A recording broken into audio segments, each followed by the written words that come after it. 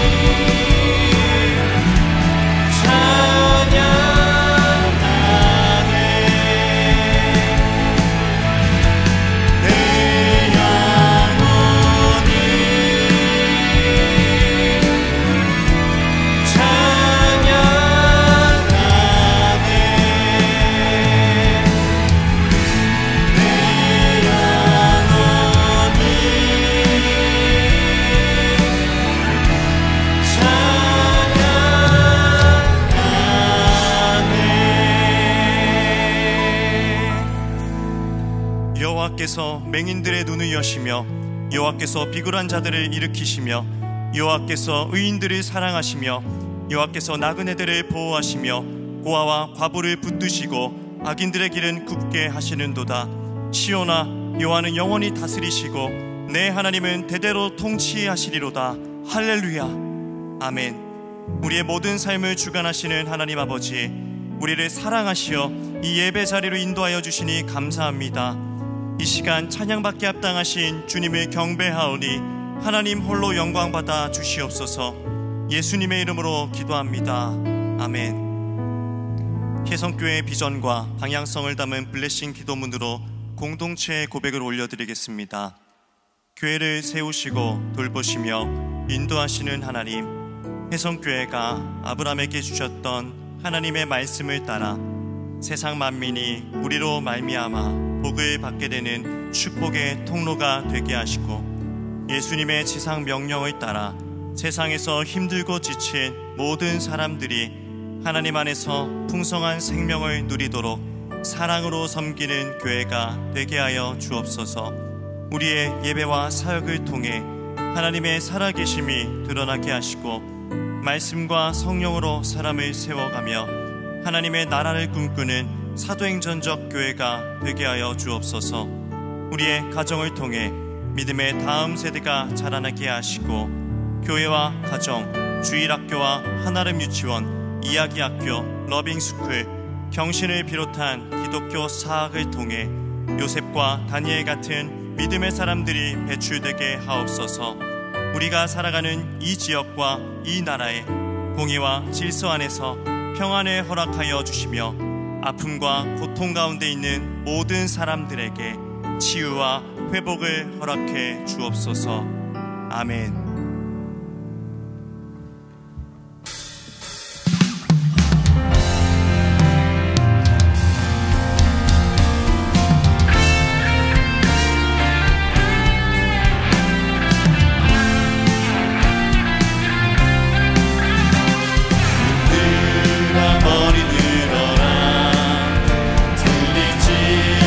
영원한 분들아 영광의 왕 들어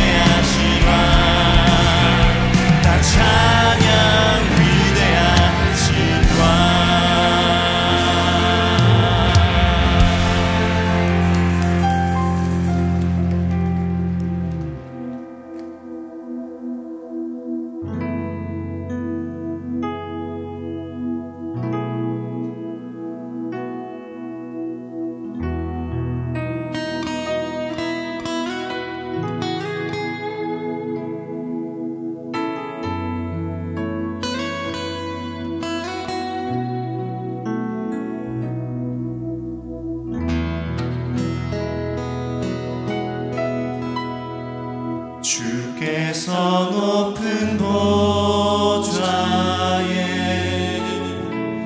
앉으셨는데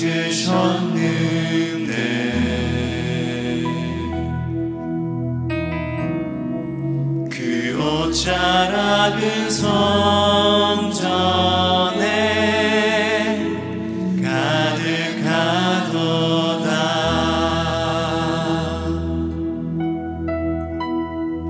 천사들이 모여서 서로 장화하여 외치니 그 소리는 성전에 가득하도다.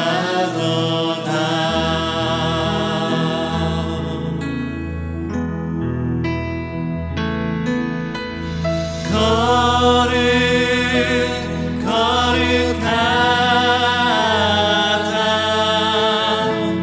만군의 여호와, 그 영광이 온 땅에 충만하시도다.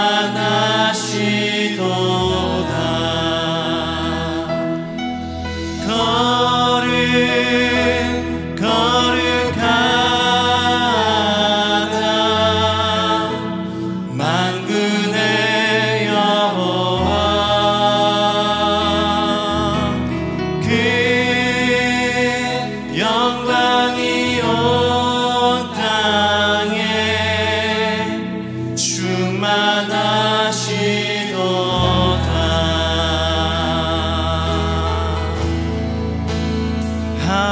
할렐루야.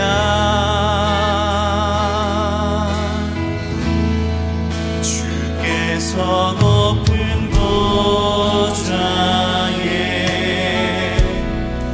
앉으셨는데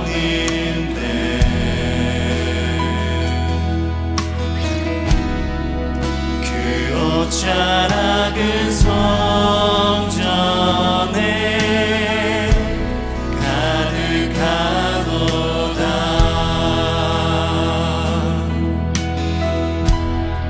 천사들이 모여서 서로 장화하여 외치니 그 소리는 성전에 가득하도다.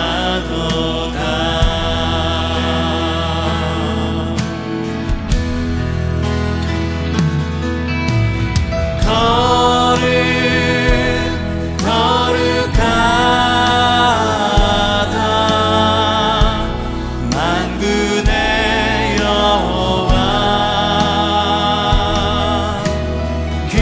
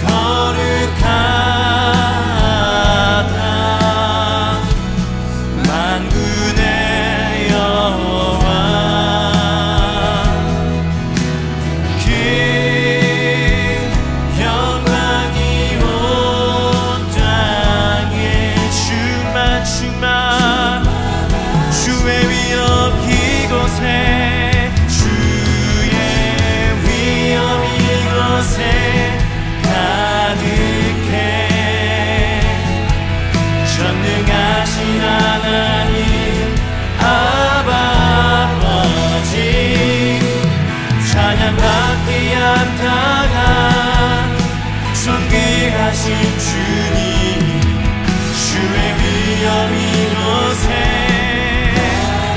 주의 위엄 이곳에, 주의 위엄 이곳에 가득해. 전능하신 주, 전능하신 하나님 아바 아버지, 찬양받기 합당한 존귀하신 주님, 주의 위엄 이곳에 가득해. 주의 위엄, 주의 위엄 이곳에 가득해. 전능하신 하나님 아바 아버지, 찬양받기 합당한 존귀하신 주의 위엄 이곳에 가득해. 주의 위엄, 주의 위엄 이곳에 가득해. 전능하신 하나님 아바 아버지, 찬양받기 합당한 존귀하신 주님, 주의 위엄 이곳에, 주의 위엄 이곳에, 주의 위엄 이곳에 가득해. 전능하신 하나님 아바 아버지, 찬양받기 합당한 존귀하신 주님, 주의 위엄 이곳에 가득해. 주의 위엄 이곳에 가득, 주의 위엄 이곳에, 주의 위엄 이곳에 가득해.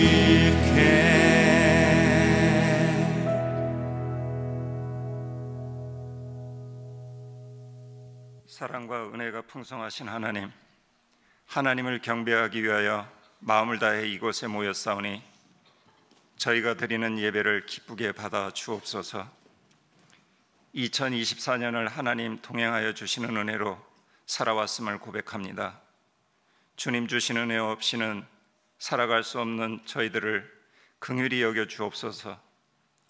주신 사랑과 은혜로 살아왔음에도 감사하지 못하고 살아온 저희들의 마음을 용서하여 주시옵고 앞으로의 삶에 감사와 찬송이 넘쳐나게 하옵소서. 2025년도 주님 주시는 은혜가 넘쳐나는 해성교회가 되기를 간구합니다. 모든 성도들이 예배를 통하여 말씀을 사모하며 성령 충만하게 하여 주시고 풍성한 은혜를 모든 성도들이 누리게 하여 주시옵소서. 우리가 받는 은혜를 믿지 않는 사람들과 풍성하게 나누는 교회 되게 하옵소서. 우리들의 두 눈을 주님만 바라보게 하시고 저희들의 연약한 자녀들이오니 주님 동행하여 주시고 말씀의 가르침을 따라 하나님의 뜻대로 살아가는 성도들 되게 하여 주시옵소서. 이 나라를 사랑하셔서 은혜로 지켜주심에 감사합니다. 급변하는 정세 속에 위정자들에게 하나님의 섭리를 알게 하시고 이 나라에 하나님의 통치가 이루어질 수 있도록 은혜 내려 주시옵소서. 세계 각지에서 복음 전파를 위해 힘쓰시는 선교사님들과 미래 자립교회의 사역 위에 주님 주시는 은혜가 충만하게 하여 주시옵고 풍성한 열매로 은혜 내려 주옵소서. 2025년도 교구와 위원회 사역 가운데 하나님 주시는 특별한 은혜를 간구하오니 사역에 임하는 모든 성도들에게 주님의 마음을 담게 하옵소서. 2025년 사역을 잘 준비하게 하시고 사역에 임할 때 뜨거운 열정으로 임하게 하옵소서. 다음 세대를 이어갈 자녀들의 삶에 주님 동행하여 주시옵소서. 주일학교, 주중학교, 경신학원을 통하여 하나님의 뜻이 이루어지는 역사를 보게 하여 주옵소서. 육신과 정신으로 아파하고 경제적 어려움과 관계의 문제, 어려운 상황의 문제로 힘들어하는 성도들의 마음을 어루만져 주시옵고, 주님만이 치료자이심을 믿사오니 아픈 성도들마다 안수하여 주시옵고, 치료하여 주셔서 주님 증거하는 증거자로 살게 하여 주시옵소서. 하나님 사랑하시는 담임 목사님을 영육을 강건하게 하여 주시옵고, 주시는 은혜에 넘쳐나게 하여 주시고, 성령 충만하게 하여 주셔서 말씀 전하실 때 모든 성도들이 아멘으로 화답하게 하옵소서. 정성으로 준비한 찬양팀의 찬양과 성도들의 찬양, 예배를 위하여 이곳 저곳에 섬기는 성도들의 손길을 기뻐받아 주옵소서. 우리의 구원자이신 예수님의 이름으로 기도드립니다. 아멘.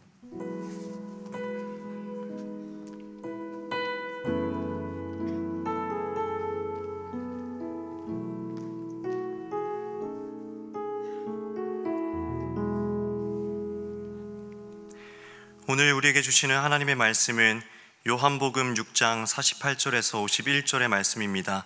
화면에 참고하시어 교독하시겠습니다. 내가 곧 생명의 떡이니라. 너희 조상들은 광야에서 만나를 먹었어도 죽었거니와 이는 하늘에서 내려오는 떡이니 사람으로 하여금 먹고 죽지 아니하게 하는 것이니라. 나는 하늘에서 내려온 살아있는 떡이니 사람이 이 떡을 먹으면 영생하리라. 내가 줄 떡은 곧 세상의 생명을 위한 내 살이니라 하시니라. 아멘.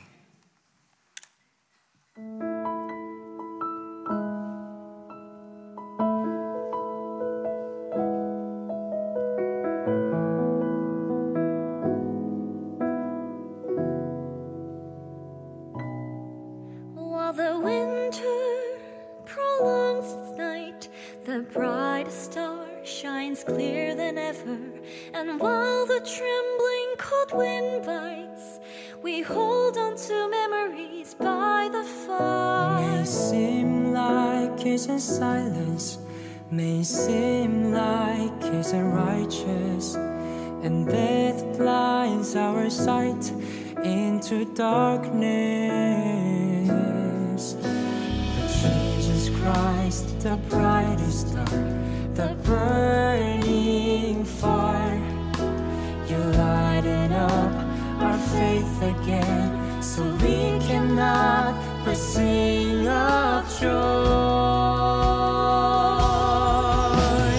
Joy to the world, the Lord has come. Let earth receive her King. Let every heart prepare him room, and heaven and nature sing, and heaven and nature sing, and heaven and nature sing.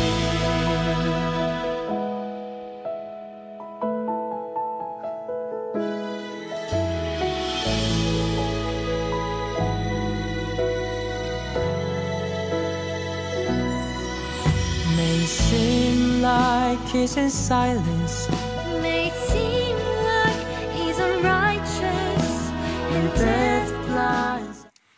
네, 반갑습니다. 옆에 분이 이렇게 한번 인사해 볼까요? 벌써 12월입니다. 네, 연말 잘 보내시고 성탄 시즌 은혜롭게 보내실 수 있기를 바랍니다. 오늘 들어오실 때 주보 안에 우리 임명자 명단 아마 받으셨을 줄로 압니다. 일일이 호명하지는 않지만 2025년에 위원회 사역자로, 또 주일학교 사역자로, 서리 집사로, 또 명예 집사와 권사로 명단으로 대신하여 임명을 합니다. 충성스럽게 잘 감당해 주시면 좋겠습니다. 여러분, 명단을 봐서도 아시지만 이 정도 교회 규모에 우리 교회 남자 집사님이 100명밖에 안 되나? 여자 집사님은 200명밖에 안 되나? 아마 이렇게 생각하실 텐데, 타 교회를 가면 뭐 집사님 그런 모두가 다 돌아볼 만큼 직분이 좀 이렇게 여유롭게 나누어지는데, 저희 교회는 좀 엄합니다.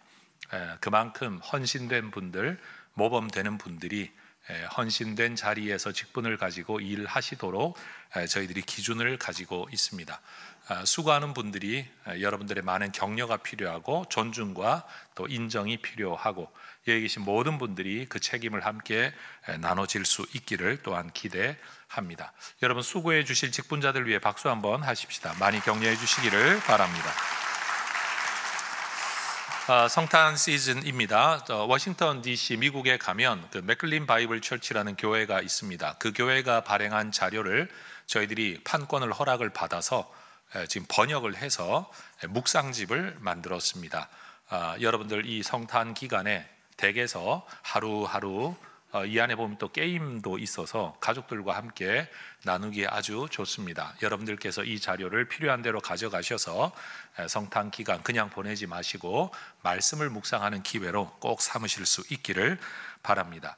이야기학교가 어제 오늘 축제가 이어지는데 특별히 오늘 체육관 예배 마치고 좀 올라가셔서 이야기학교 학생들이 어떻게 수업을 하는지 또 어떤 수업 활동을 했는지 여러분들께서 좀 보시고 관심을 가지시면서 특별히 이야기학교를 위해 기도하는 시간을 좀 가지시면 좋겠습니다. 우리 권사님들, 장로님들 그냥 가지 마시고 꼭 4층에 올라가셔가지고 전시된 것 한번 쭉 둘러보시고 아이들 많이 격려해 주시고 선생님들 격려해 주시기를 부탁을 드립니다. 다음 주에 은퇴가 있습니다. 그래서 저희 교회는 은퇴식을 연중에 따로 뭐 하는 게 아니라 항상 해마다 12월 둘째 주일 오후 예배 시간에 은퇴를 합니다. 올해 한 분의 장로님, 한 분의 안수 집사님, 한 분의 시무 권사님이 은퇴를 하시게 되는데 여러분들 다음 주에는 예배 오실 때 오후 예배에도 나와서 이 은퇴식을 참여해서 수고한 분들 그 수고에 대해서 우리가 좀 알아드리고 축복해 주는 시간 내가 꼭 참석해야 되겠다 이렇게 계산을 하고 다음 주일 꼭 오시기를 바랍니다. 우리 최성원 장로님께서는 시무를 사임을 하시고 무임 장로로 계속 교회를 섬기시게 되었음을 여러분 이해해 주시기를 바랍니다. 새롭게 부임하는 교역자 있습니다. 유치부 사역자로 이재능 전도사님 부임을 하십니다. 우리 이재능 전도사님은 저희들이 총신대학교와 MOU를 맺어 진행하고 있는 교육훈련 장학생 과정을 마쳤고요. 그리고 타교에서 2년 동안 사역을 잘 하시다가 저희들이 아주 좋은 분이라 우리가 모시면 좋겠다 해서 다시 저희 교회로 오게 되었고 우리 부인 아내는 우리 교회 계속 지금 섬기고 있는 또 주일학교 교사인 사모님이기도 합니다. 좋은 목회자로 여러분 우리 교회에서 자라날 수 있도록 첫 번째는 많은 사랑이 필요하고 두 번째는 많은 도움이 필요하고 세 번째 많은 기도가 필요합니다. 제가 늘 말하지만 혼은 제가 냅니다. 여러분은 사랑하고 격려하고 많이 지지해주고 도와주시면 될 줄로 압니다. 인사할 때 여러분 큰 환영의 박수 해주시기 바랍니다. 환영합니다. 잘 오셨습니다. 뭐 예배 시간에 내가 잘 왔다고는 하지만 교역자실에서는 맨날 쫄아 있으니까 여러분들 긍휼의 마음으로 우리 교역자들을 봐주시기를 부탁을 드립니다. 자, 오늘 새로운 설교 시리즈를 시작하게 되었습니다. 이럴 때 여러분 그냥 와우 이렇게 반응 한번 해주시면 참 좋은데 해성교회 분위기는 그렇진 않죠. 이 시리즈 설교를 통해서 아직 교회 공동체에 들어오지는 않았지만 이 예배를 참여하고 계신 어떤 분들 또 예수 믿음이 무엇인지 좀 더 알고자 하는 분들 또 이제 막 교회를 등록해서 믿음의 성장 예수님에 대해 알고 싶어 하시는 분들이 예수님이 누구신가를 좀 더 명확하게 알게 되시기를 소망합니다. 왜냐하면 예수에 대한 시리즈 설교이기 때문에 그렇습니다. 늘 말씀드리지만 저는 의도적으로 예수님에 대한 설교를 더 많이 하려고 나름대로는 애를 쓰고 있는 목사 가운데 한 사람입니다. 또 우리 해성교회 성도님들도 기존의 성도님들도 예수님에 대한 이 이야기 이미 다 아는 것처럼 여기시겠지만 이게 얼마나 성경이 오묘하게 통전적 관점을 가지고 예수님을 우리에게 이야기하고 있는가를 더 깊이 깨달아서 알고 있고 믿고 있는 예수 더 견고하게 붙들게 되시기를 기대하면서 이 시리즈 설교를 준비를 했습니다. 여러분 역사 드라마를 가끔 보다가 보면 왕이 신하들 앞에서 자신을 가리켜 지칭할 때 과인이라는 말을 사용하는 것을 본 적이 있으실 겁니다. 적을 과자에 사람 인자 뭔가 적은 사람이다라는 뜻이죠. 근데 그 의미는 뭔가 하면 덕이 부족하다라고.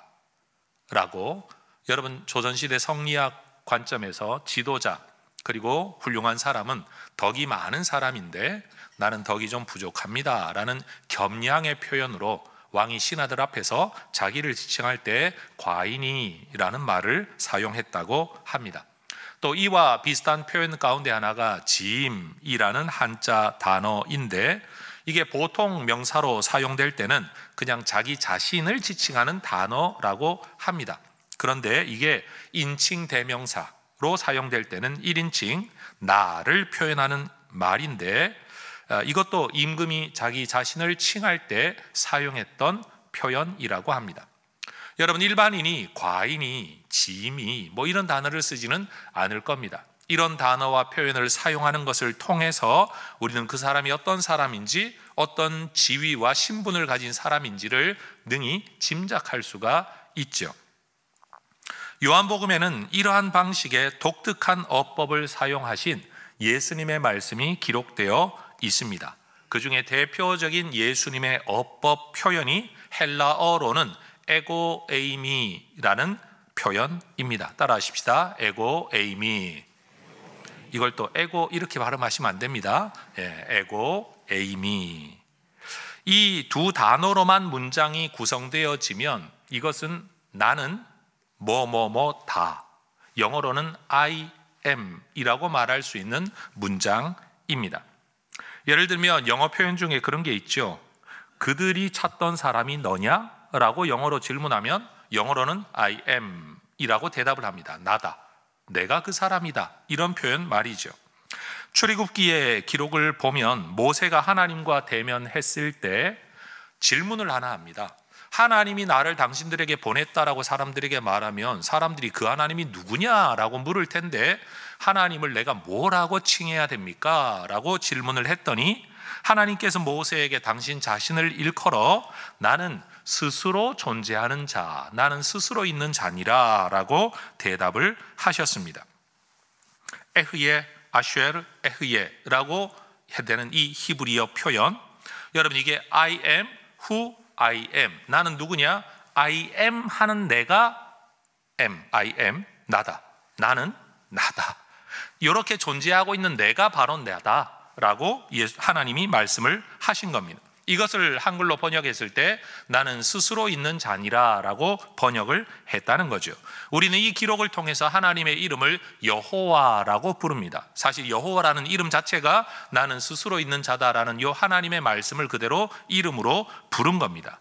그런데 여러분, 나는 나다라고 말할 때 이 표현 에흐예라는 이 히브리어 표현, 이 표현을 헬라어로 번역을 하면 어떻게 되느냐? 그게 바로 에고 에이미라는 말로 번역이 된다라는 거예요. 여러분, 지금 예수님께서 요한복음에서 자신을 일컬어 말씀하실 때 나는 뭐뭐다라는 이 어법 자체가 결국 뭘 의도하고 있는가 하면 바로 출애굽기에 계시되어졌던 그 하나님, 내가 바로 그 하나님의 아들, 그 하나님과 같은 존재라는 것을 이 어법 속에서 이미 계시하고 있다라는 거예요. 이 요한복음 안에는 이러한 예수님의 말씀이 에고 에이미 I am으로만 끝나지 않고 뒤에 보어가 붙어가지고 나는 무엇이다 라는 문장 표현이 7가지 정도가 등장합니다. 예수님의 자기 계시의 선언이라는 뜻이죠. 자, 한번 따라 하십시다. 나는 생명의 떡이다. 나는 세상의 빛이다. 나는 양의 문이다. 나는 선한 목자이다. 나는 부활이요 생명이다. 나는 길이요 진리요 생명이다. 나는 참 포도나무이다. 예수님께서 이런 표현을 통해서 자신을 계시해 주셨다라는 겁니다. 그런데 이 표현들을 제가 설교하기 위해 기초적인 연구를 하다가 보니 몇 가지 공통점이 있다는 것을 알게 되었습니다. 어느 날 갑자기 생뚱맞게 이런 말씀을 하신 게 아니라 분명히 어떤 사건과 연결지어서 상황 속에서 이 말씀을 하셨다라는 겁니다. 두 번째, 구약의 어떤 사건을 반드시 연결지어 이 말씀을 하셨다라는 겁니다. 세 번째, 이스라엘의 종교 문화 안에서 지켜왔던 절기들과 연결지어져서 이 말씀을 하셨다라는 겁니다. 이 세 가지의 특징을 가지고 저는 이 말씀을 살펴보려고 합니다. 이 7가지 가운데 오늘은 예수님이 말씀하셨던 첫 번째 표현, 나는 생명의 떡이다 라는 말씀을 살펴보려고 합니다. 그러면 이 말씀은 어떤 상황에서 나왔느냐? 첫 번째, 예수님께서 행하셨던 오병이어의 기적의 연속선에서 이 말씀이 선언되어졌습니다. 요한복음 6장의 기록을 보면 예수님의 말씀을 듣기 위해 빈 들판까지 따라 나왔던 사람들은 남자 성인만 5,000명쯤이나 되었습니다. 어린아이가 가져온 보리떡 5개와 물고기 2마리로는 이 많은 사람을 먹이기에는 어림도 없는 양이었죠. 그런데도 예수님은 이 음식을 받아들고 하늘을 우러러 축사 감사의 기도를 하신 후에 사람들에게 나눠주게 하십니다. 이 음식이 너무 적으니까 이거로라도 우리가 나눠 먹자, 콩 한 쪽이라도 나눠 먹자라는 마음으로 아주 적은 양을 떼어주게 하신 게 아니라, 성경 기록을 보면 예수님은 제자들에게 명령하시죠. 사람들이 원하는 만큼 나눠 주어라. 따라하십시다. 원대로 주시니라. 다시요. 원하는 대로 주시니라. 그러니 여러분, 하나를 먹고 싶으면 하나를 준 거고 2개를 먹고 싶으면 2개를 준 거고 원하는 만큼 나눠 주었다는 거예요. 오병이어가 어느 만큼의 양으로 늘어났는지는 알 수 없지만 성경은 5,000명이 넘는 이 사람들이 배불리 먹고도 12바구니를 채울 만큼 음식이 남았다라고 기록을 합니다. 또 따라하십시다. 배부른 후에 남았더라. 여러분, 원하는 만큼 먹어서 배불렀는데 그리고도 또 남았다는 거예요. 이런 기적 때문이었을까요? 사람들은 이 사건이 있던 그 다음 날도 예수님을 찾아 모여들었습니다.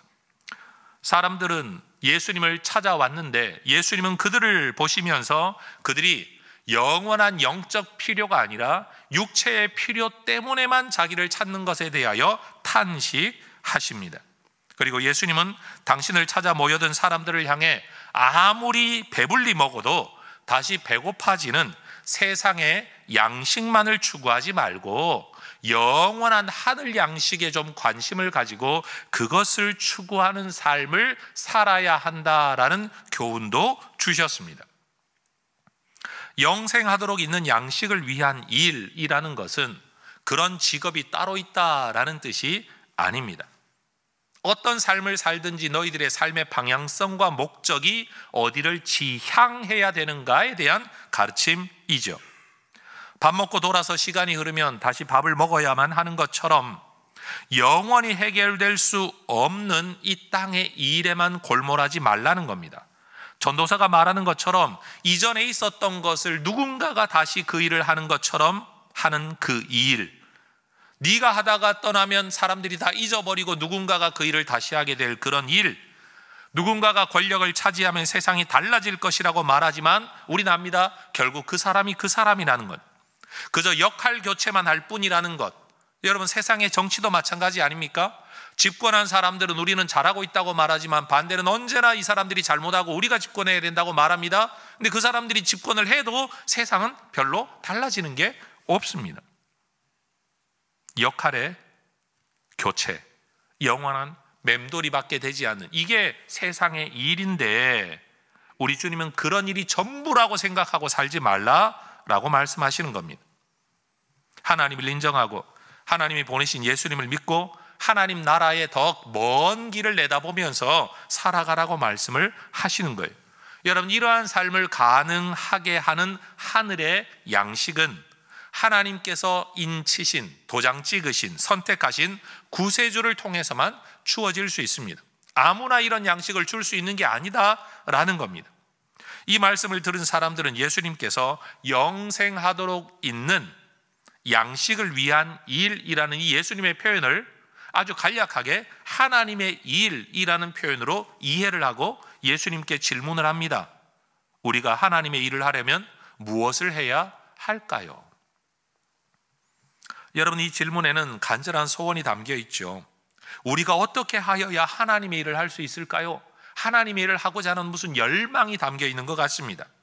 하나님이 어떤 일을 요구하시는지 알려만 주십시오 라는 의미를 담고 있는 것 같습니다. 여러분, 우리도 신앙의 열정이 생겨나면 하나님의 뜻을 알고 싶어요, 하나님의 뜻을 알고 싶어요 라고 말할 때가 많습니다. 너무나도 칭찬받을 만한 신앙의 열정이지만 우리는 한 가지 알아야만 합니다. 정작 하나님이 원하시는 것이 무엇인지 분명히 알게 되더라도 우리는 그것을 실행할 능력이 없다는 사실을 우리는 알아야만 합니다. 그래서 예수님이 대답하십니다. 하나님의 뜻이 무엇인지를 모세를 통해 너희에게 분명히 전달되어졌었는데 너희들은 그 뜻, 그 율법마저도 제대로 지키지 못했다. 너희들은 실패한 사람들이다. 그런데 실패한 너희들이 이제 와서 또다시 하나님의 일을 알려주세요 라고 말하고 있는 이 현실의 모순을 너희가 알아야 된다. 그래서 예수님의 응답은 이겁니다. 영원한 생명을 얻기 위해 너희가 할 수 있는 일 없다. 다시 말해, 너희가 하는 일을 통해서 영원한 생명을 얻을 수는 없다. 영원한 하늘 양식을 얻을 수 있는 일은 하나밖에 없다. 하나님께서 보내신 일을 믿는 것이다. 이게 예수님의 대답이에요. 하나님의 뜻을 알고 싶다는 열망을 가진 종교인들과 신앙인들이 놓치지 말아야 될 게 있습니다. 영원한 생명을 얻기 위해 우리가 할 수 있는 일이 없다라는 겁니다. 그리고 우리가 하고 있는 이 일을 통해 우리가 영원한 생명을 얻는 게 아니라는 겁니다. 우리가 만약 영원한 생명을 얻기 위해 무언가를 할 수 있다면 영원한 생명을 얻어야만 하는 그 상황, 영원한 생명을 잃는 일도 없었어야 됩니다. 이게 지난주 제가 여러분에게 설교했던 핵심 주제 가운데 하나입니다. 구원에 이를 능력을 상실한 우리가 이제 구원을 얻기 위해 할 수 있는 일은 하나밖에 없다라고 예수님이 말씀하고 계십니다. 그것은 영원한 생명을 주기 위해 하늘로부터 내려온 떡이신 예수님을 믿고 먹는 것입니다. 이 일에 대해 바울도 로마서 3장 28절에서 사람이 구원에 이를 만한 의롭다 하심을 받을 수 있는 길은 우리 노력에 달려있지 않다, 오직 믿음에 달려있다라고 계속해서 교회 전통 속에서 가르쳐 왔던 겁니다. 그러니 예수님이 자신을 생명의 떡이라고 계시하신 이 말씀은 여러분 오병이어 사건의 연속선에서 주어졌다는 것을 우리는 첫 번째 기억해야 됩니다. 두 번째, 사람들이 하늘의 양식이라는 표현을 들을 때 그들은 즉각적으로 구약의 만나 사건을 기억을 했습니다. 하늘의 떡, 하늘의 양식이라고 예수님이 말씀하시는 그 순간 그들은 만나를 기억했다는 거예요. 그러니까 다시 예수님께서도 나를 생명의 떡이라고 말씀하실 때 첫 번째는 오병이어 사건의 연속선에 있었지만 두 번째는 하늘의 만나, 구약의 만나 사건을 지금 염두에 두고 이것과 연결지어 이 말씀을 하고 계시다라는 겁니다. 사람들은 예수님이 영생하도록 있는 양식을 주시는 하나님이 인치신 분인가, 하나님이 보내신 분인가를 확인하고자 6장 30절과 31절에 말하는 것처럼 질문을 합니다. 우리는 모세가 하나님이 보내신 사람이라는 것을 여러 가지 표적을 통해 알게 되었는데 당신도 하나님이 보내신 그분이라고 한다면 우리에게 무슨 표적으로 우리가 믿도록 할 겁니까? 특별히 모세는 만나를 주었었는데 당신은 뭘 줄 겁니까? 라고 이야기를 하는 거예요. 그들이 이런 질문을 하는 데는 이유가 있습니다. 유대인들이 여러분 오랜 시간 동안 흘러내려왔던 그 율법과 율법에 대한 해석과 하나님과 함께 했던 선지자들의 모든 선언들을 통해 그들은 메시아에 의하여 구원이 이루어질 종말의 시대에는 출애굽의 역사와 같은 역사가 반복될 거라는 신학적 확신을 그들이 가지고 있었기 때문입니다. 출애굽기 16장에 대한 초기 유대교 주석 안에 이런 표현이 있다고 합니다. 첫 번째 구원자가 만나를 내려오게 했던 것처럼 나중에 구원자도 만나를 내려오게 할 것이다.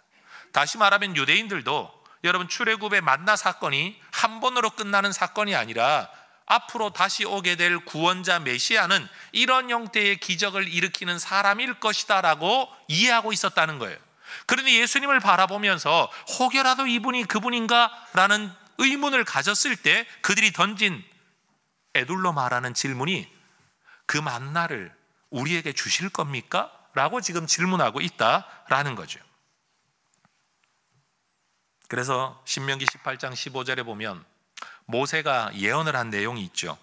언젠가 너희들 가운데에서 너를 위하여 나와 같은 선지자를 하나 일으킬 거다라고 모세가 예언했던 그 말씀을 모든 유대인들이 기억하고 있는 겁니다. 따라하십시다. 그 선지자. 다시요. 그 선지자. 근데 모세 시대의 선지자는요, 이후에 왕정 시대 때 생겨났던 왕권이 따로 있고 선지자가 따로 있고 제사장이 따로 있던 시대의 표현이 아닙니다. 그렇게 삼권이 분립되던 이 전 시대에 그가 지금 선지자라는 말을 사용하고 있는데, 이 선지자는 어떤 뜻인가 하면 하나님의 뜻을 전하면서 실행하는데 왕적 권력을 가진 통치자와 지도자를 의미합니다.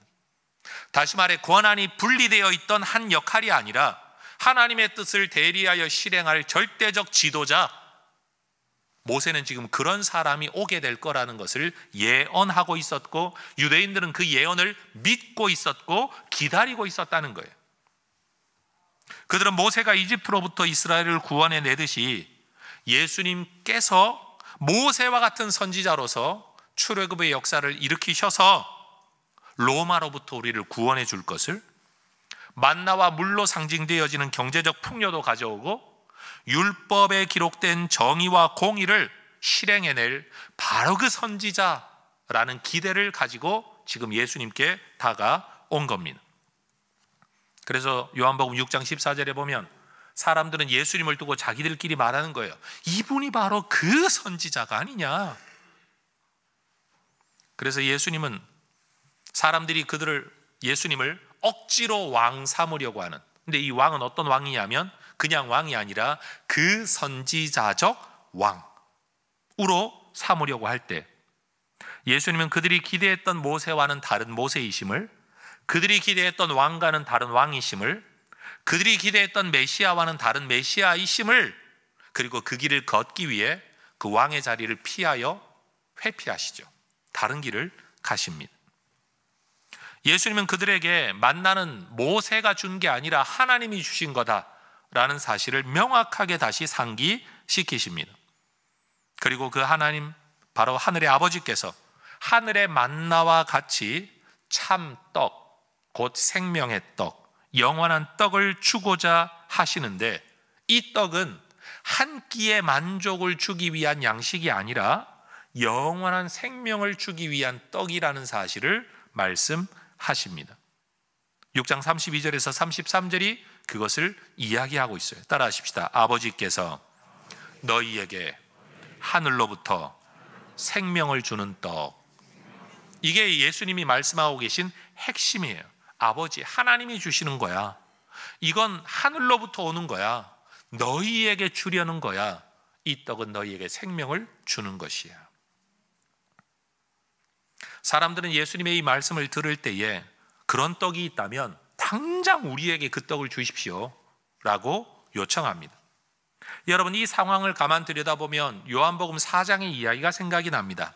예수님께서 수가성 우물가 여인에게 영원히 목마르지 않는 물에 대하여 말씀을 하셨죠. 내가 주는 물을 마시는 자는 영원히 목마르지 아니하리라. 그때 그 여인은 예수님께 즉각 그렇게 대답합니다. 주여, 그런 물을 내게도 주옵소서. 여러분, 예수님께서는 자신이 영원히 목마르지 않는 샘물이라는 사실을 이미 계시하셨고, 그런 물이 있다면 나 먹고 싶습니다라고 여인이 반응했던 것처럼 6장에서는 영원한 생명을 주는 떡이 여기 있다라고 말씀하실 때 사람들은 그런 떡이 있다면 내가 먹게 해주세요 라고 지금 반응을 하고 있는 겁니다. 똑같은 패턴의 반복인 겁니다. 영원한 생명을 주는 떡과 영원히 목마르지 않는 물이 있다고 한다면 여러분, 누구인들 원치 않겠습니까?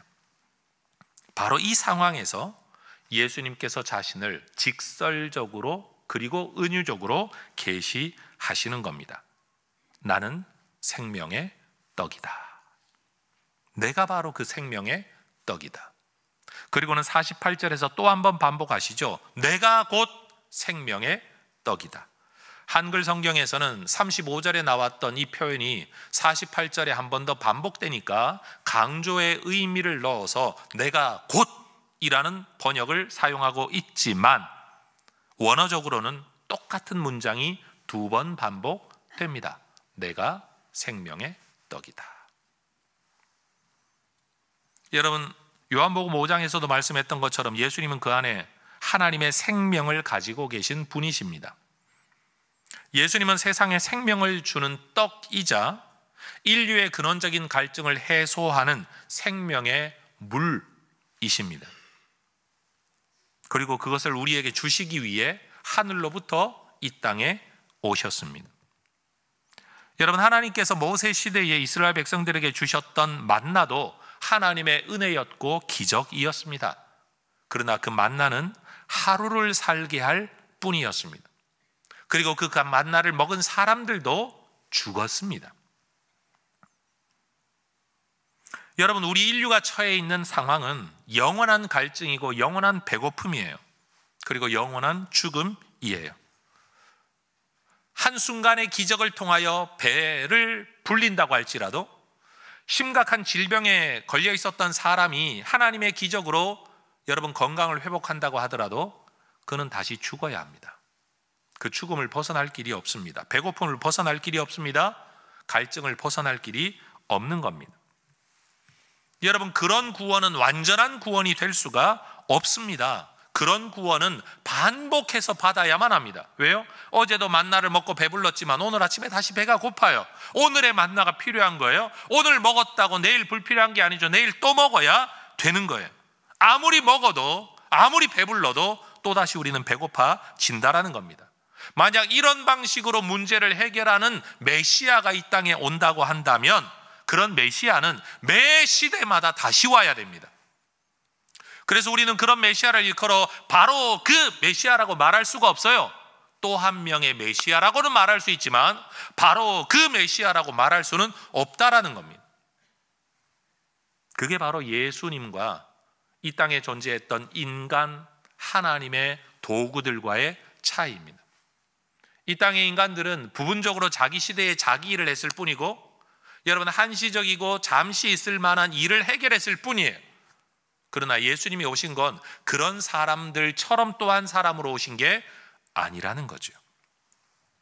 땅의 떡을 먹으면 한때의 에너지를 얻지만 하늘로서 내려오는 영원한 생명의 떡이신 예수님의 살을 믿음으로 먹으면 영원한 생명을 얻게 됩니다. 그래서 예수님은 지금 자신을 일컬어 생명의 떡이다 라고 말씀해 놓고 곧장 그 다음 주제인 세상의 생명을 위한 내 살이 곧 생명의 떡이다 라고 말씀하십니다. 자, 여기서 예수님은 지금 세 번째 주제로 넘어갑니다. 오병이어라는 사건 상황 속에서 이 말씀을 시작하셨고 말씀의 전개 속에서 구약의 만나 사건을 언급하셨다가 지금 어디로 넘어가고 있냐? 살, 다시 말해 고기 이야기를 하시면서 구약의 희생제사 이야기로 지금 넘어가고 계신 겁니다. 예수님이 자기의 육체의 살을 이야기하자 사람들이 난리가 났습니다. 아니, 사람의 고기를 먹으란 말이냐? 인육을 먹으란 말이냐? 이게 식인에 대한 이야기를 하고 있는 거냐? 그래서 서로 다투죠. 예수님은 자기의 피를 먹어야 된다라고 말을 할 때도 사람들은 아주 난리가 납니다. 왜요? 유대 율법에 근거하면 어떤 짐승의 피도 먹어서는 안 되기 때문에 그렇습니다. 여러분, 이렇게 살을 먹고 피를 먹는다는 이 표현은 역사상 계속되어 왔습니다. 특별히 초대교회 로마 시대에도 있었습니다. 예수를 믿지 않는 사람들이 유대 공동체에 그리스도 공동체에 속하지 못했을 것이고 그들은 핍박을 피해 여러분 지하 무덤 속에 들어가서 자기들만의 모임을 하는데 내 눈으로 본 적은 없지만 흘러나오는 소문을 들으니까 예수쟁이라는 사람들은 모일 때마다 이런 말을 한다라는 걸 듣는 거예요. 뭔가를 주면서 이것은 너희를 위한 살이니 이것을 받아 먹으라. 이것은 너희를 위하여 흘리는 나의 피니 이 피를 마시라. 그러니까 바깥에서 직접 보지 못한 사람들이 소문으로만 들을 때는 저 사람들이 모여서 뭐 하는 거지? 더군다나 지하 무덤 속에 지금 들어가 있는데 그러면 시신을 파서 뭘 먹나? 아니면 어린아이를 유괴해다가 어린아이를 죽여서 인육을 먹고 그 피를 마시는 건가? 그 오해 때문에 초대교회에는요, 유아 살해, 인육과 피를 먹는다는 이유 때문에 악습을 행하는 이단 종파와 종교라고 핍박이 더 심했다고 합니다. 여러분, 이건 하나의 오해이죠. 근데 이런 오해는 요한복음 3장에서도 등장합니다. 종교 지도자였던 니고데모가 예수님을 찾아와 대화하는 중에 예수님께서 거듭나야 한다, 다시 나야 한다, born again이라는 표현을 썼을 때 니고데모가 질문하죠. 다시 태어나야 한다면 내가 어머니 뱃속에 들어갔다가 또 나와야 되는 겁니까? 라는 질문을 하죠. 이것도 오해인 거죠. 여러분, 그렇게 하늘의 진리를 말씀하시는 예수님의 음성을 많은 사람들은 오해했습니다. 여러분, 예수님을 이스라엘의 종교 계시 안에서 제사의 요소로 해석을 하자면 예수님은 하나님께서 예비하신 희생 제물의 어린 양이십니다. 메시아의 길을 예비하도록 보냄받았던 세례 요한은 예수님께서 바로 이 목적, 희생 제사의 어린 양으로 이 땅에 오신 분임을 미리 알아보고 멀리서 제자들과 함께 그 예수님의 길에 다니시는 것을 보며 제자들에게 말하죠. 봐라, 저분이 하나님의 어린 양이다. 이미 요한은 예수님이 이 땅에 왜 오셨는지, 오셔서 무엇을 하실 건지를 알고 있었던 겁니다. 여러분, 예수님은 희생의 어린 양, 희생제사, 속죄의 어린 양으로 하나님께 제물로 바쳐질 살, 고기이셨습니다. 그래서 공동번역 성경으로 보자면 이사야 53장 10절을 이렇게 번역을 합니다. 야훼께서 그를 때리고 찌르신 것은 뜻이 있어 하신 일이었다. 그 뜻을 따라 그는 자기의 생명을 속죄의 제물로 내어 놓았다.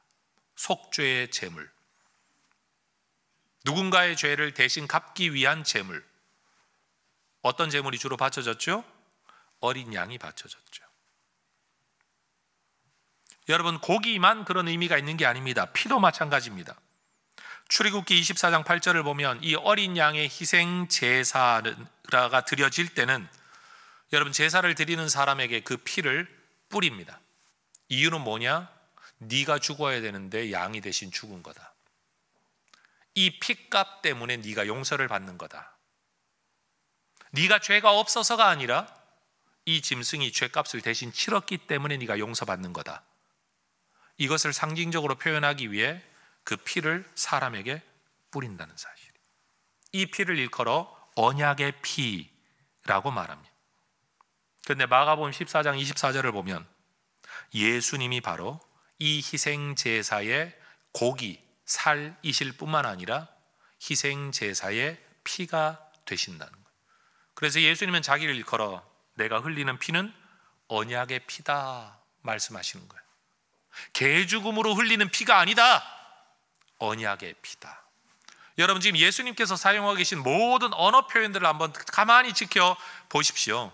예수님은 어느 날 갑자기 와서 자의식이 생겨서 내가 구세주가 되어야 되겠다 생각을 하고 여러분, 자기 멋대로 하다가 실패해가지고 십자가에 달렸다, 이런 분이 절대 아니라 그분이 오실 때부터 내가 누구인가에 대한 말씀을 에고에임이라고 하셨고, 내가 이렇게 드려져야 될 이유가 뭔지, 와야 될 이유가 뭔지를 만나 사건을 통해 말씀을 하고 계시고, 내가 해야 될 일을, 십자가를 져야 될 목적이 어디 있는가를 말씀하시면서 내가 바로 희생의 제물이 되고 희생의 피가 된다라고, 내가 흘리는 피는 그냥 피가 아니라 언약의 피라고 말씀하고 계신 겁니다. 예수님은 성경이 예언하고 있었던 바로 그분, 우리의 구세주 메시아이신 거예요. 예수님의 모든 말씀이 이것을 실현해 가고 있다는 것을 우리에게 보여주는 거죠. 더군다나 여러분, 예수님께서 이 모든 일을 행하고 계신 때가 언제인가 우리는 주목해야 합니다. 6장 4절을 보면 바로 6월절 절기 기간에 주님이 이 일을 하고 계신 겁니다. 6월절이 뭡니까? 양을 잡아 그 피를 문설주와 임방에 뿌려서 여러분, 죽음의 천사가 지나갔던 것, 이걸 기념하는 게 6월절입니다. 그리고 여러분, 황급히 출애굽하여 광야를 지나는 그 삶을 기억하기 위해 발효되지도 못한 떡을 먹고 지내는 게 6월절과 이어지는 무교절의 절기 기간입니다. 구원을 상징하죠. 핏뿌림에 의하여. 그리고 그 양고기는 그날 밤에 너희가 다 먹어야 된다. 피는 뿌리고 고기는 다 먹어야 된다. 그래야 산다. 여러분, 이게 이스라엘의 시작입니다. 바로 그 일을 기념하는 이 기간에 주님이 뭐라고 말씀하십니까? 하늘의 만나를 떠올리시면서 오병이어 사건을 일으키시고 하늘의 신비한 떡을 먹게 하시고 오병이어 사건을 일으키신 직후에 여러분 할 일이 없어서 하신 게 아니라 의도를 가지고 물 위를 걸으셔서 제자들을 찾아가시죠. 이게 뭘 상징할까요? 여러분, 하늘의 만나 출애굽의 이야기입니다. 물 위를 걸으시는 예수님의 이야기는 홍해바다를 건너는 사건입니다. 그러고는요, 두려워하고 두려워 떨고 있는 제자들에게 유령이다, 귀신이다라고 말하는 제자들에게 예수님이 하신 말씀이 뭐냐? 나다! 두려워하지 말아라. 나다! 여러분, 이 말이 헬라어로 뭐일 것 같습니까? 에고 에이미. 나다. I am. 주님이 그렇게 말씀하시는 거예요. 이 모든 일련의 사건이 여러분 영원한 구원에 대한 오실 메시아, 바로 그분에 대한 예수님의 모습을 또 한 번의 출애굽의 이야기를 우리에게 보여주고 있는 겁니다. 과거 역사를 기억하며 그 출애굽의 긴박했던 때를 기억하며 발효되지 않은 떡, 그게 무교병이에요. 그리고 그 떡을 먹는 절기가 무교절이에요. 그때 주님은 말씀하시기를 하늘에서 내려온 떡을 먹어야 된다. 땅의 떡이 아니다. 하늘의 떡을 먹어야 된다. 그러면서 자신을 희생제물의 어린 양으로, 희생제물의 피로 또한 말씀하고 계신 겁니다. 그러니 여러분, 예수님께서 여러분 연극과 영화의 연출자라고 한다면 너무 기막히시지 않습니까? 없는 말 지어내지 않고 역사상에 있었던 모든 중요한 표현들을 다 가지고 와 그의 대사로 삼으시고 그 모든 상황 설정이 여러분 내가 원하는 대로 만든 게 아니라 구약에 있었던, 신약에 있었던 모든 사건들이 연결된다는 것을 우리에게 보여주고 계신 겁니다. 이렇게 장황하게 제가 설명을 하지만 여러분, 예수님께서 우리에게 들려주고자 하시는 말씀은 굉장히 단순합니다. 그리고 명확합니다. 요한복음 6장 53절에서 58절의 말씀, 여러분과 함께 읽어보기를 원합니다. 화면 보고 합독하십시다. 시작. 예수께서 이르시되 내가 진실로 진실로 너희에게 이르노니 인자의 살을 먹지 아니하고 인자의 피를 마시지 아니하면 너희 속에 생명이 없느니라. 내 살을 먹고 내 피를 마시는 자는 영생을 가졌고 마지막 날에 내가 그를 다시 살리리니 내 살은 참된 양식이요 내 피는 참된 음료로다. 내 살을 먹고 내 피를 마시는 자는 내 안에 거하고 나도 그의 안에 거하나니 살아계신 아버지께서 나를 보내심에 내가 아버지로 말미암아 사는 것 같이 나를 먹는 그 사람도 나로 말미암아 살리라. 이것은 하늘에서 내려온 떡이니 조상들이 먹고도 죽은 그것과 같지 아니하여 이 떡을 먹는 자는 영원히 살리라. 아멘. 이 떡을 먹는 자는 영원히 살리라. 영원한 생명의 떡, 생명의 희생 제물 된 살, 피, 생명의 양식, 하늘로부터 온 양식. 여러분, 그 예수님을 먹는 방법이 뭡니까? 6장 47절에서 예수님이 분명히 말씀하십니다. 믿는 것입니다. 따라하십시다. 믿는 것이 먹는 것입니다. 다시요. 믿는 것이 먹는 것입니다. 그래서 예수님을 먹는다라는 말은 예수님을 믿는다라는 말이에요. 그 예수님을 먹음으로써 우리는 신적 생명을 얻게 됩니다. 새로운 존재가 됩니다. 그리고 이것을 먹는 자라고 말할 때 그것은 하나의 음식을 먹는 자를 말하는 게 아니라 어떤 존재 양식을 가지고 어떤 삶을 살아가느냐에 대한 이야기입니다. 여러분, 우리는 이렇게 말을 합니다. 그 사람이 양식을 좋아하냐 한식을 좋아하냐, 많이 먹는 사람이냐 적게 먹는 사람이냐, 이런 걸 가지고 음식 습관을 가지고 한 사람에 대한 예측이 어느 정도 우리는 가능합니다. 먹는 것은 삶의 양식과 깊이 연결되어 있다는 것을 우리는 너무 잘 압니다. 근데 영적으로도 마찬가지입니다.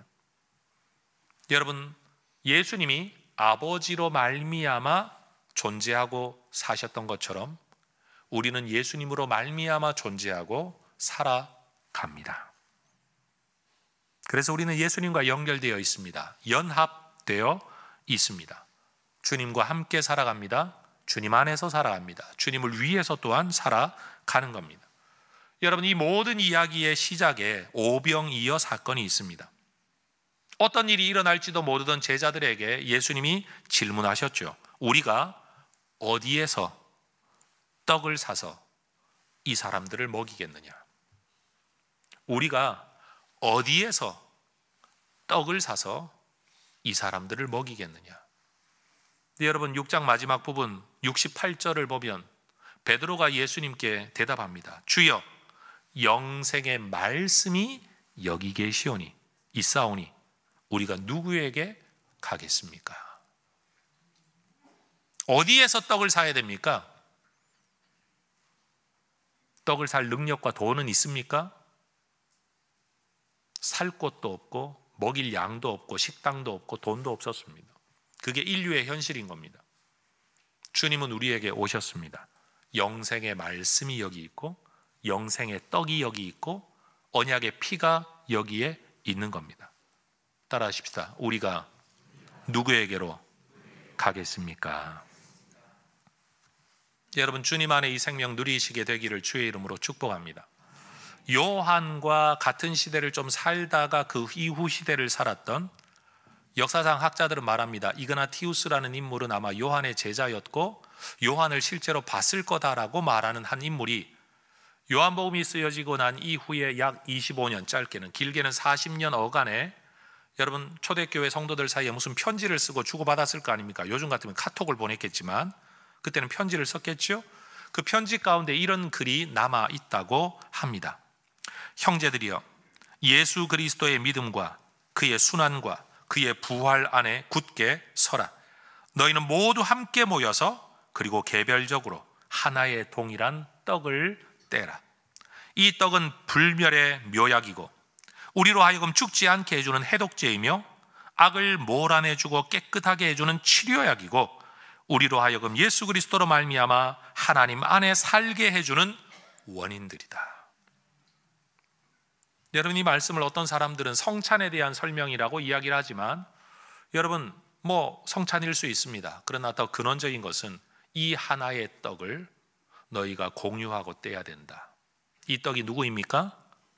예수 그리스도이십니다. 생명의 떡이신 예수. 우리 이 떡을 우리와 함께 나누는 겁니다. 여러분, 생명의 떡이신 예수님을 먹어야 삽니다. 생명의 떡이신 예수님을 믿어야 삽니다. 그리고 이분을 누리며 살아가는 것이 그리스도인들입니다.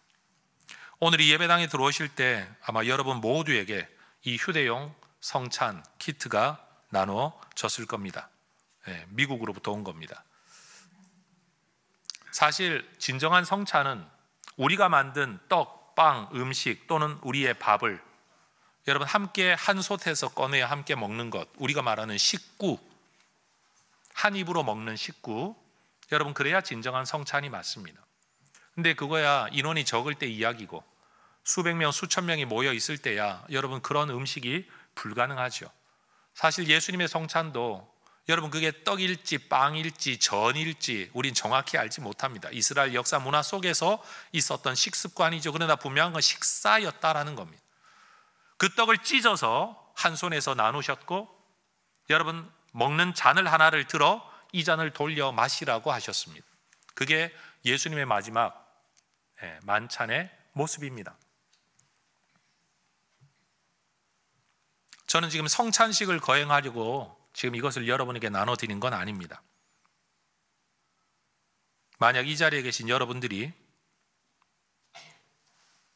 이 성찬 키트 앞에서 생명의 떡으로 오신 분이 예수님이시다 라는 것을 믿는다면, 그 예수님이 우리의 죄를 대신 짊어지고 처벌받아 우리의 모든 죄를 대신 갚아주신 구세주이심을 믿는다면, 그분이 우리의 구원과 생명의 길을 열어주시고 이끌어주시는 인생의 주인이시다라는 것을 믿는다면, 하나님의 자녀가 되어 영원한 생명을 누리며 주님과 동행하며 주님 때문에 사는 자가 되기를 원한다면 생명의 떡이신, 생명의 물이신 예수님의 살과 피를 상징하는 이 떡과 포도즙을 여러분은 드시면 됩니다. 드라마에 이런 말이 있다죠. 이거 먹으면 오늘부터 사귀는 거다 라는 말처럼 말이에요. 여러분이 오늘 이걸 먹는다는 것은 여러분이 그 예수님을 믿겠다, 받아들이겠다, 인정하겠다, 따르겠다, 속하겠다 라는 겁니다. 주님이 여러분에게 말씀하십니다. 이거 먹으면 나랑 사귀는 거다. 바로 그 의미예요. 그러니까 우리는 지금 성찬 때문에 이걸 하는 게 아니라 이것 하나 앞에서 주님과의 관계를 결정 짓는 겁니다. 혹여라도 아직도 그런 마음에 끌림이 없고 믿음이 없어서 드시기를 꺼리는 분들은 기념으로 가져가시면 됩니다. 그리고 책상에 올려놓고 이게 눈에 보일 때마다 생각하시면 됩니다. 저까짓 게 뭐라고. 그런데 이게 얼마나 큰 의미가 담겨있는 일인지 모릅니다.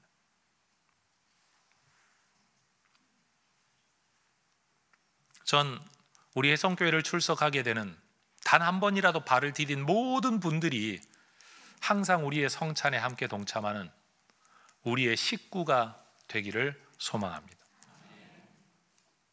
무슨 떡을 먹느냐가 중요하지 않습니다. 어떤 교회는 카스테라입니다. 우리 교회는 진짜 이스트가 들어가지 않은 밀가루 떡을 줍니다. 어떤 데는 시루떡을 한다고 하고 어떤 때는 백설기를 한다고도 합니다. 여러분, 종류가 중요한 거 아닙니다. 이것도 포도주 아닙니다. 크랜베리 주스입니다. 왜냐하면 이게 오래 보관하면 발효가 되기 때문에. 이게 뭐냐, 음식의 종류가 중요한 게 아니라 우리가 이것을 어떤 의미로 먹느냐가 너무 중요하죠. 자, 제가 시간을 드리겠습니다. 이거 드시면 주님과 사귀시는 겁니다. 이걸 거부하면요, 마치 술잔 거절하는 것처럼 주님의 잔을 거절하는 게 되는 겁니다.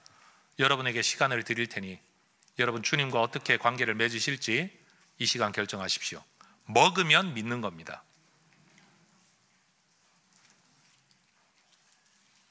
편하게 드십시오. 어떤 분들이 교회 가면 먹을 게 나오냐 그러는데 해성교회는 먹을 거 나옵니다. 주님이 우리의 생명이십니다. 주님이 말씀하셨습니다.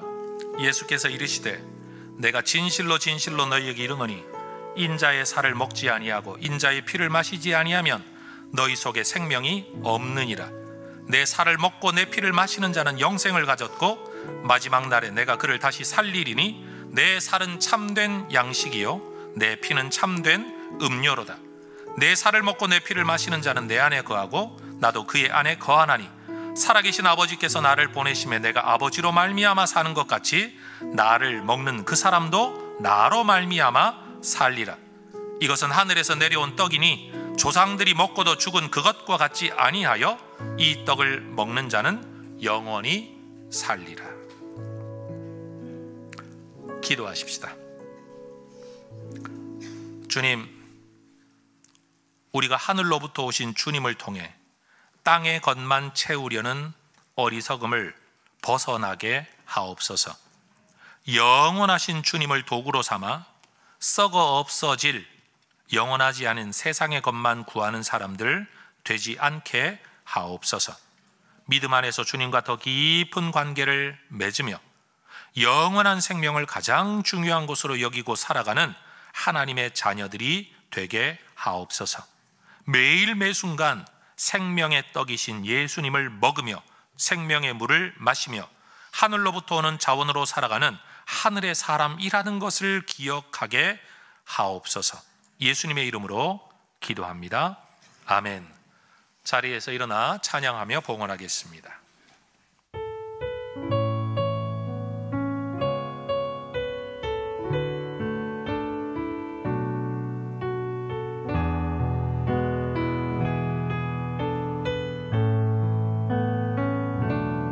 우물가의 여인처럼 난 구했네. 헛되고 헛된 것들을 그때 주님 하신 말씀 내 삶에 와 마셔라.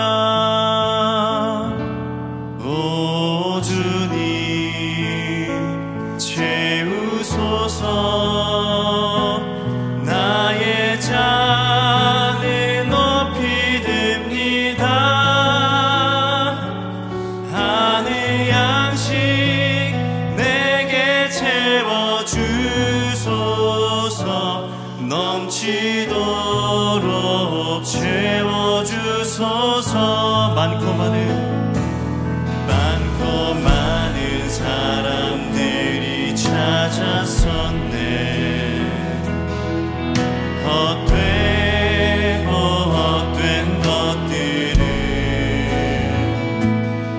주 안에 감추인 고백. 세상 것과 낭비길 수 없네. 오 주님 채우소서. 나의 잔을 높이 듭니다. 하늘 양식 내게 채워주소서. 넘치도록 오 주님 채우소서. 오 주님 채우소서. 나의 잔을 높이 듭니다. 하늘 양식 내게 채워주소서. 넘치도록 채워주소서. 하늘 양식 내게 채워주소서. 넘치도록 하늘 양식 내게 채워주소서. 하늘 양식 내게 채워주소서. 넘치도록 채워주소서.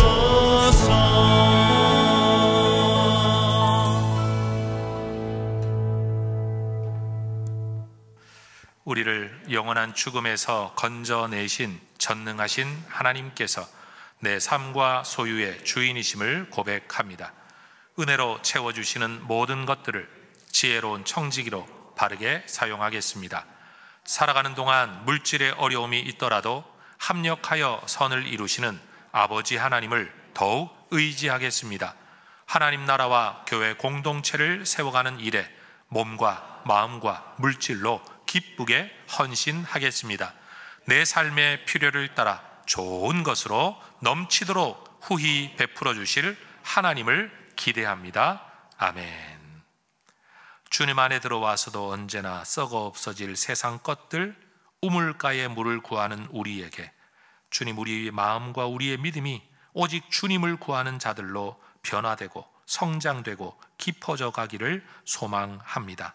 하늘의 능력을 가지고 썩어 없어질 것만을 구하고 그게 없다고 탄식하며 오히려 하나님 사랑을 잃어버리고 예수 감격을 잃어버리는 자들 되지 않게 하옵소서. 오히려 세상의 것이 부족하고 없을지라도 예수 믿음의 감격이 우리를 살게 하고 주님과 동행하는 삶의 기쁨을 누리고 하나님의 자녀된 권세를 누리며 기뻐 찬양하며 살아가는 하나님의 종들 되게 하여 주시옵소서.